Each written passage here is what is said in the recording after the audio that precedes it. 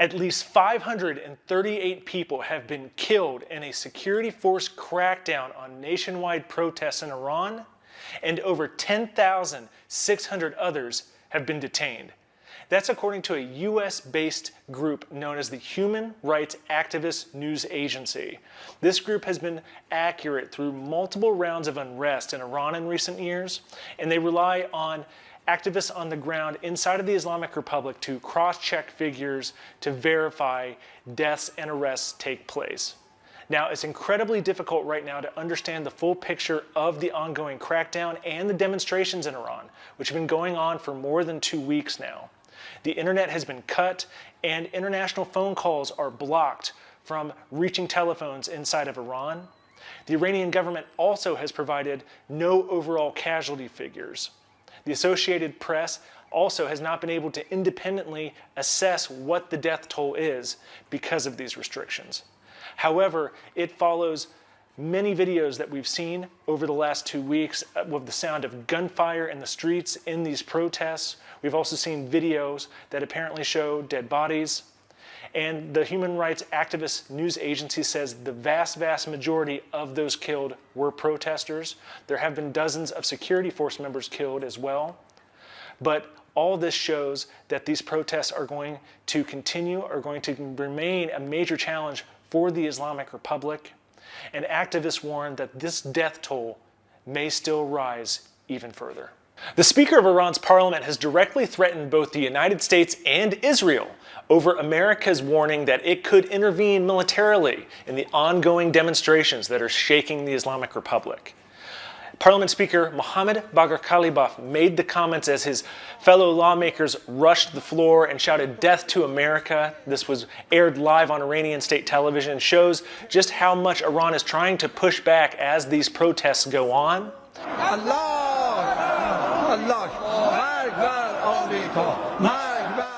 Now, activists say that at least 116 people have been killed so far, and far more than 2,000 have been detained by authorities.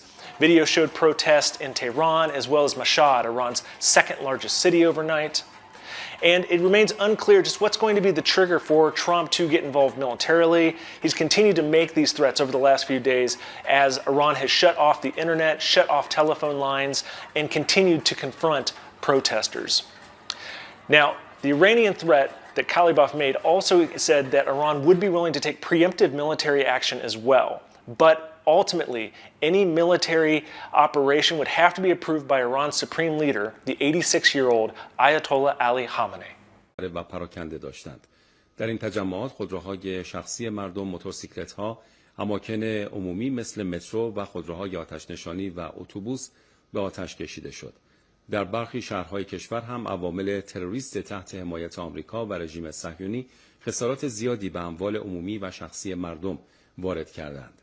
اقدامات این تروریست‌ها در برخی از شهرها چند جان باخته و زخمی در پی داشت که اطلاعات تکمیلی آن در بخش‌های بعدی خبر به اطلاع شما خواهد رسید.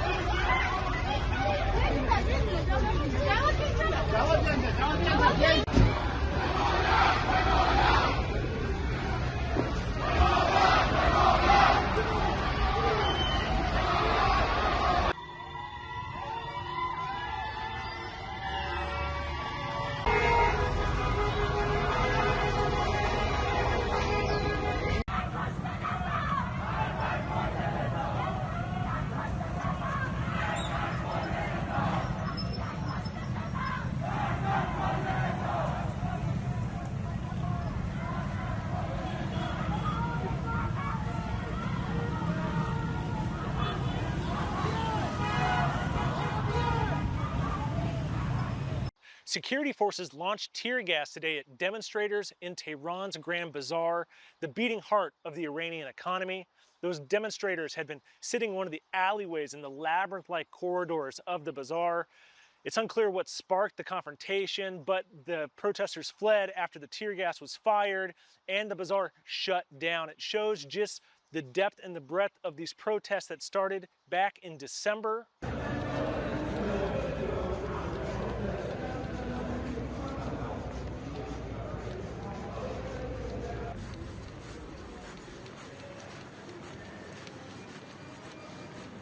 So far, activists say that at least 35 people have been killed and 1,200 others have been arrested by security forces. Iran's government really hasn't provided an overall casualty or arrest figure yet, but they did acknowledge that there was an incident in western Iran in which security forces raided a hospital looking for demonstrators.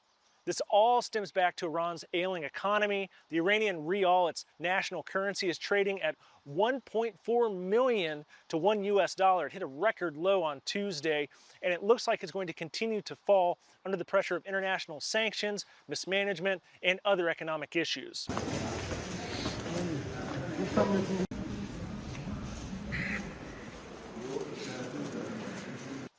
Now, also pressing on the Iranians are food supplies. We have seen a lack of imported rice as well as cooking oil not seen on Iranian shelves. That's in part because the rial is changing so much in its value that retailers and suppliers don't want to put it on the shelves. Also, we've seen price hikes in chicken as well as cheese.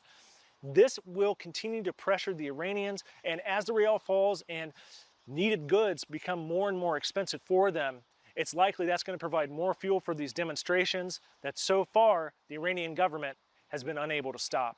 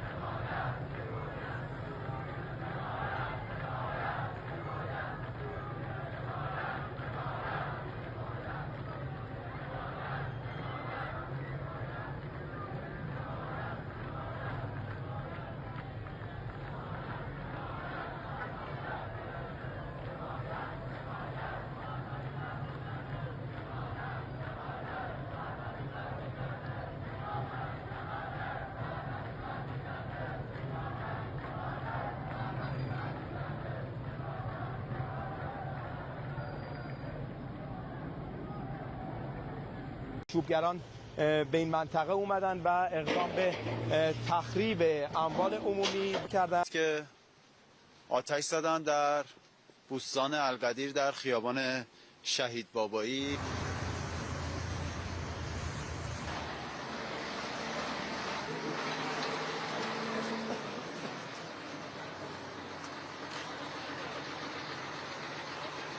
شده بچه‌ها داغونش کردن این ماشینو به گفته بچه‌های آتش نشانی. این منطقه پخش کردن شیشه های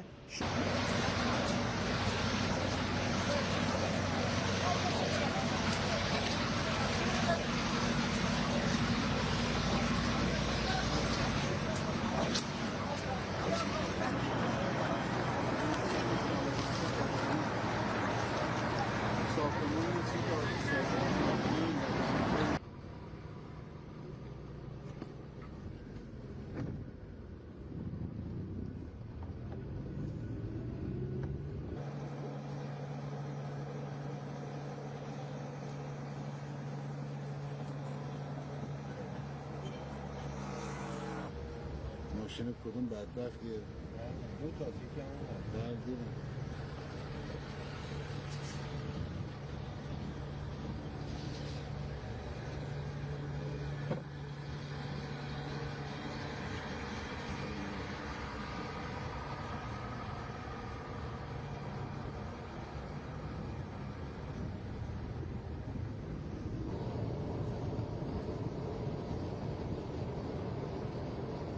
که آشوبگران به این منطقه اومدن و اقدام به تخریب اموال عمومی کردند که آتش زدن در بوستان القدیر در خیابان شهید بابایی.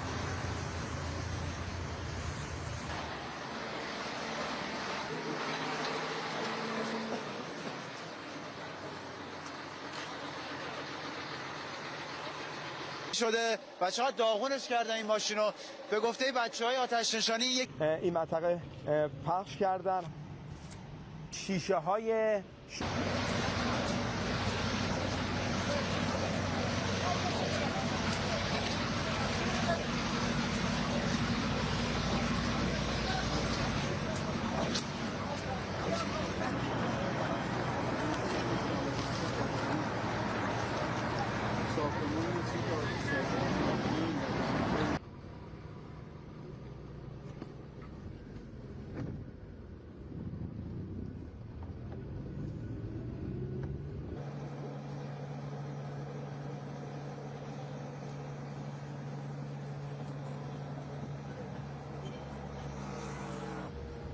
ماشین کدوم بدبختیه؟